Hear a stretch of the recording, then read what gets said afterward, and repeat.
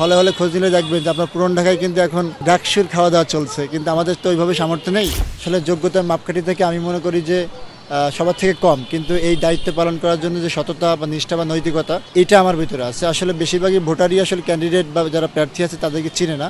এইটা একটা বিষয় হতে পারে। যেমন আমি যে আমার ইশতেহারে, এখানে আমার পোস্টারে আমার ইশতেহারে লিখে দিচ্ছি যে আমি আসলে কতগুলো সংগঠনের দায়িত্ব পালন করেছি এবং আমি কি করতে পারবো। তো আমার ইশতেহার দেখেও তারা ভোট দিতে পারে, অথবা আমার ওই যে একটা কথা বলে, যোগ্য প্রার্থীকে ভোট দিতে দিতে আমাদের এমন একটা অবস্থা আছে, তারা ক্ষমতা যাওয়ার পরে তাদের যে ব্যক্তিগত যে স্বার্থ সেটা হাসিল করে।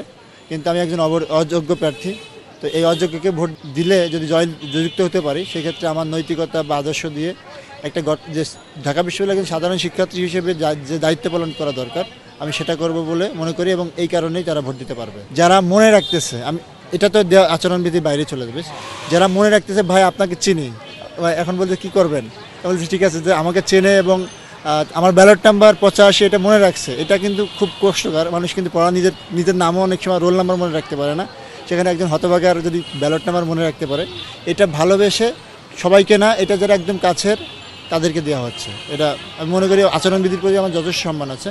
কিন্তু আপনারা আচরণবিধির কথা বলেন, তাহলে আপনার হলে হলে খোঁজ নিলে দেখবেন যে আপনার পুরান ঢাকায় কিন্তু এখন ডাকসুর খাওয়া দাওয়া চলছে, কিন্তু আমাদের তো ওইভাবে সামর্থ্য নেই। আমরা যে আমাদের সীমাবদ্ধতা যতটুকু পারি একজন ভোটারকে আমাদের নিজের করে নিতে যা লাগে সেটাই করতেছি।